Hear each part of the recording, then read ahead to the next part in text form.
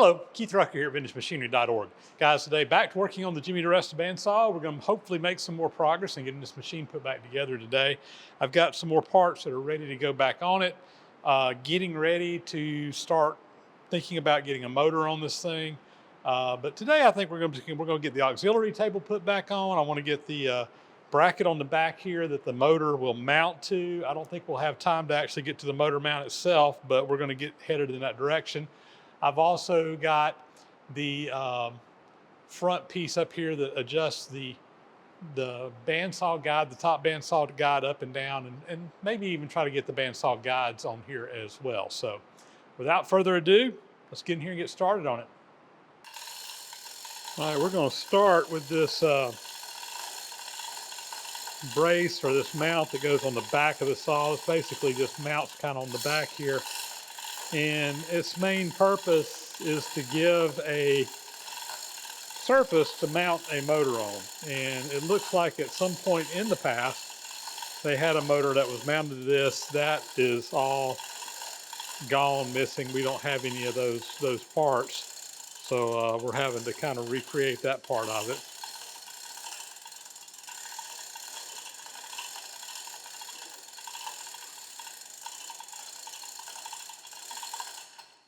Before we put this back in place, I'm just going to chase these threads. This is 5/811.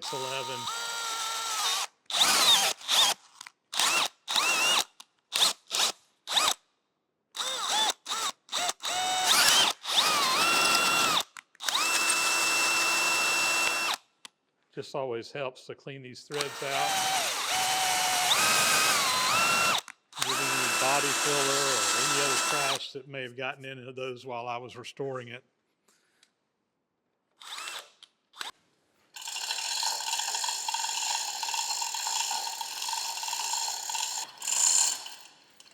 So one thing that's kind of interesting about these is that this was on the machine when we got it, and they had actually poured lead in this gap between the two machines to get a good mating surface. So I did not mess with any of that. So hopefully we can just put this right in place and everything will line up just like it needs to.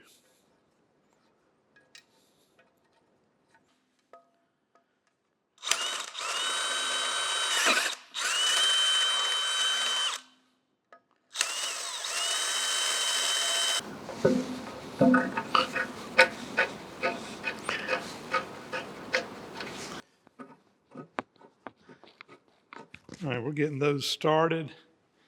I did drill them out just a little bit. Basically, whenever they poured lead in there, it molded around the thread, so the threads were lined up, and if I don't have the same screw going in here, they may not match up just right. So anyway, I just went ahead and just drilled the lead out a little bit oversized. I'm going to tighten the bottom ones up, and then we're going to drill these out and then put the top ones in. I'm going to take the strap off to do that, so let me get those in just a little bit.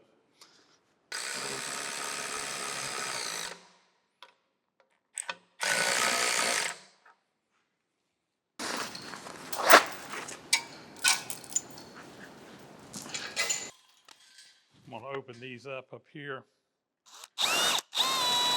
Get the lead out of these as well.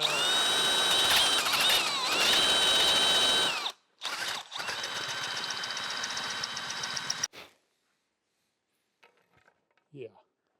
Now we got an open hole.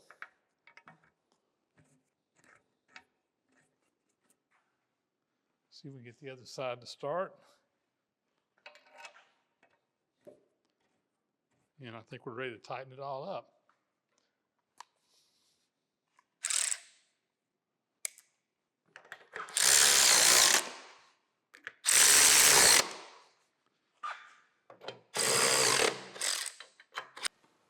And that mates up pretty good. This is basically, we're going to mount a bracket back here that the motor will mount on, that will then, the belt pulleys will go down to the shaft down here to drive it. There is a hole, a square hole, rectangular hole back here in the back. There is a counterweight, a long bar that's going to come out of here that connects up to the top wheel that has a weight on it that will actually give some upward tension on that blade. and I haven't got that installed yet, but this casting is designed exactly for that in mind. So anyway, we're gonna have to figure out the details on the motor mount itself, but I think we're off to a good start here. We've just need to get the motor mounted up on, or get a plate mounted back here for the motor to go on, and we'll do that at a little bit later date. All right, let's see if we can get that auxiliary table mounted over here. I've got the auxiliary table kind of slung over here. Let's see, I need to clean this out just a little bit to get past that top wheel up there.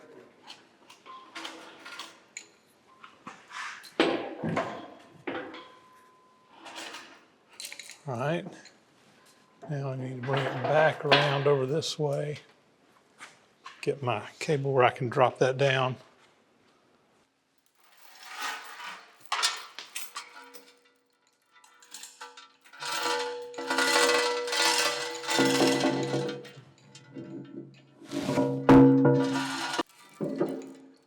Just trying to get this position kind of close to where it goes. There's a plate that it mounts to back here in the back, and I think once I can get some holes started, bolts started in the holes, get them kind of aligned, we can fine tune this thing pretty easily.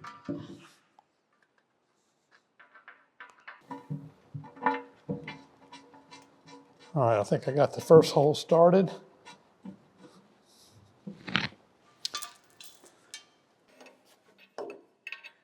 Took a little finagling to get these screws to line up, but I think we got them both lined up now. I'm just going to go ahead and tighten this auxiliary table up, and it should be set already in its position. There was 4 leveling screws on the top of this that I did not change, so in theory it should still be level. So the auxiliary table is now mounted. Basically 2 screws, bolts holding this in. There are also 4 leveling screws in here to kind of level this out. I did not change those. In fact, the heads are pretty much cut off flush, but it looks good like it is.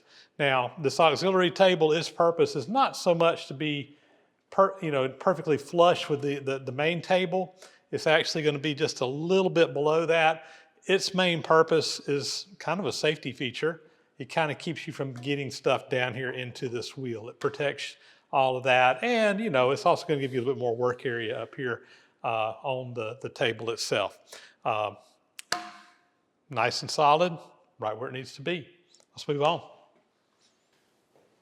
Over here working on the front end of this machine now, we've got this block in the front. This is where a post goes up and down that the front blade guide mounts to. And it's also got this block in the front that slides up and down on some dovetails, and there's a adjustment screw over here on the side that moves it up and down.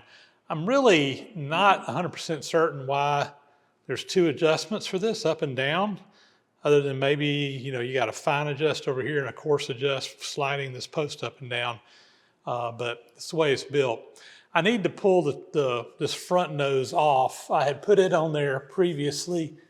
It's just in a dovetail, and we need to get it off so that we can get the screw in the side over here mounted into it. I probably need to bring you around the other side to see that. Let me change my camera angle.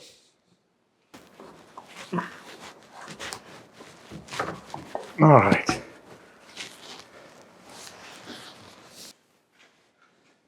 So I've got this screw here. This is what's actually going to adjust that up and down. I'm going to take a little dab of grease and put up in here just so that it has some lube in this screw. Doesn't need much. A little bit will go a long way.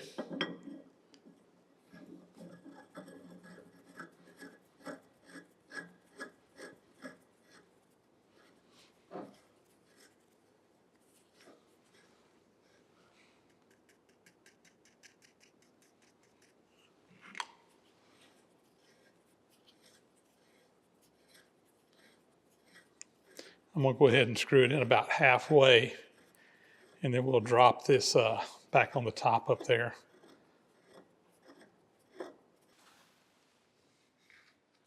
I had previously scraped this nose piece so that it would go together a little bit nicer, and put a little bit more grease in there. I think I did it last time I put this on, but it won't hurt to make sure we got plenty.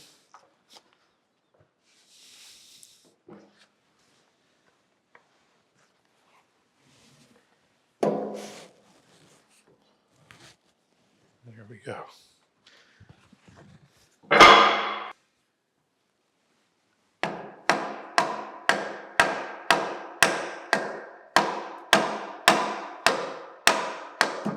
There we go. There's a tapered pin that drives all that back together. Just making sure my pin is lined up in the correct orientation.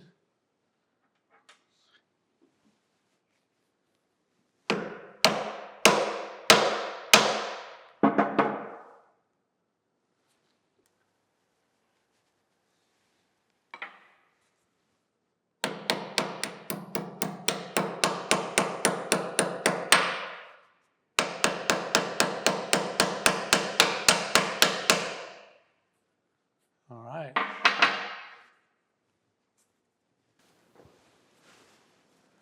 It was a little tight, so I actually knocked the handle back off the bottom, and I put a little grease inside that area there, and that makes all the difference in the world, and adjusts easily by hand now. I'm gonna go ahead and bring it pretty much all the way down where our ways are covered up here on the front.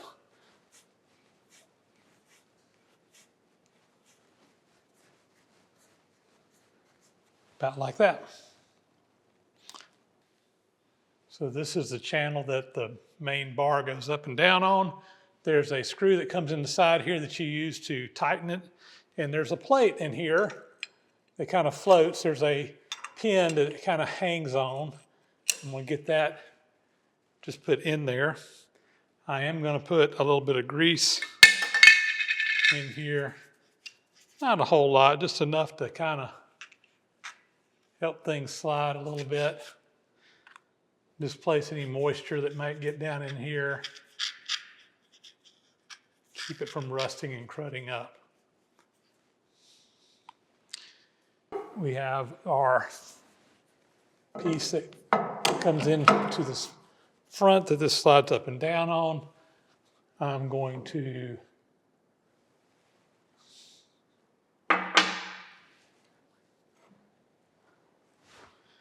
we're just going to have to let this go all the way down to the bottom right now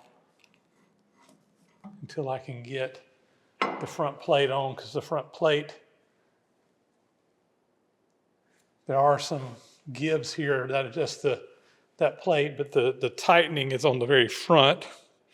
So let me get my plate on the front. Try to keep that from hitting me in the head.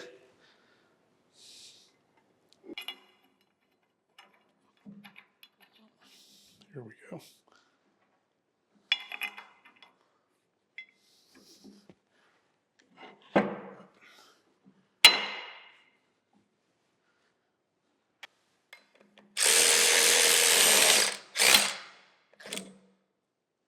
Huh. Just snap that bolt off in there. Great. I didn't even hardly torque down. That bolt must have been already loose. All right, already weak. I guess I need to take all this apart. Now I got to get a broken bolt out. Wonderful. These little battery-powered ratchets are not like an impact gun. They don't crank down on it that much. Like I said, I think that screw must have already been cracked or partially broken. Let me pull this out. Maybe I can get lucky and get that with a pair of pliers. Let's see, is there enough? Yeah, it's not even that tight. That had to have had a crack or something in it already, because that wasn't even torqued down. At least it's not going to be a pain to get out.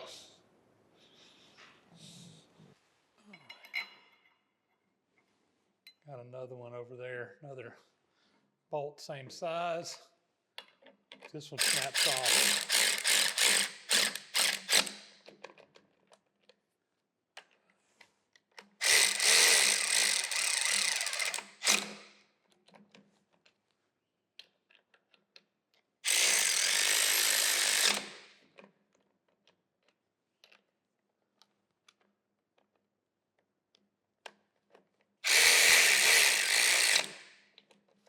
All right. Then you got the knob here in the front. And I think there's supposed to be a little piece of brass behind that. Let me go look and see if I can find that real quick. So guys, I just took a little piece of brass sheet and epoxied it to the end of that shaft. The idea here is that this is gonna come in direct contact with the bar up underneath it, and I don't want it to mar it up. And I think that there was a little piece of stock that was in there originally, although I can't find it. I need to order a piece that's a little bit longer than that, but this will work for the time being. So you can kind of see what we got here. Got the knob on the front. You loosen that up. This will slide up and down. You can adjust the height for your different cut that you're making. On the front of this, a bandsaw guide would mount. This is what's going to band. The blade is going to come through here, and this is what's going to actually guide that blade. I was hoping to have time to get these taken apart, cleaned up, and installed. There's one on the top and the bottom. I'm running out of time today, guys. Just to be honest with you, I got to get out of here and get this video edited, so we're not going to get to that, but this is adjustable. One thing I will note is that on a lot of bandsaws, there was some type of counterweight to help you adjust this thing up and down. On my Crescent bandsaw, there's a little spring-loaded piece on the side here that kind of gives some upward pressure on this one. This one, I don't think it's out of frame, but there's a high hook in the top, and I'm thinking that they may have rigged up some, I don't think that was original, they may have rigged up some type of counterweight to help with that in the shop, because this can be kind of difficult to just pick up. It's a lot of weight to it, but that's the way this one was. Also, this piece right here in the front, yeah, you can kind of see it in the video there, but there's a piece of metal that goes up to the top. It's just a little guard. And again, on some of these, there would have been a guard that mounted on the front of this that moved up and down with the bar. I don't think this one had one originally, but I may look at putting something like that on here just to kind of make it a little bit safer, to have a guard here on the area above the guide. Obviously below the guide is fair game. That's where your work's being done. But we do need a little bit of some type of guard here. So we'll probably try to fabricate something like that and put it on here. So there you go. The big 48-inch Fay & Egan bandsaw project is continuing to move forward. We just keep taking little bites out of this elephant, and eventually we're going to get it all eaten, get this thing up and going. Got the motor mount mounted back here on the back. This is where we'll mount the motor to. Still got some more work to do to that. We've got the front guide put on. We got our auxiliary table put on. So we're running out of pieces that came off of this that need to go back on, which is a good thing. It means we're getting closer and closer to having her finished up. So we'll be coming back soon, continuing on with this project, and hopefully get this thing knocked out of here pretty soon as well, and get this on up to Jimmy Diresta where he can start putting it to work and using this big, magnificent, beautiful saw in his operation up there. Guys, with that, that's going to be a wrap. As always, thanks for watching. Please do subscribe to the channel if you haven't already. Those thumbs up and comments are always greatly appreciated. Hit that bell icon up there to get notifications when new videos are posted. And please, please, please subscribe if you haven't already. If you feel like you want to do it and can help out a little bit, we always appreciate the sponsors on the site here, the people who support the site through Patreon, PayPal, etc. That really enables us to be able to shoot these videos and bring them to you, and really do appreciate that little bit extra income coming in that helps justify taking the time to do this. As some people think we all get rich on YouTube. Some people do, some people don't. It's nice to have a little bit extra income coming in there to help kind of support the work that goes into making these videos. So with that, we're going to sign off. Again, as always, thanks for watching, and we'll catch you on the next video.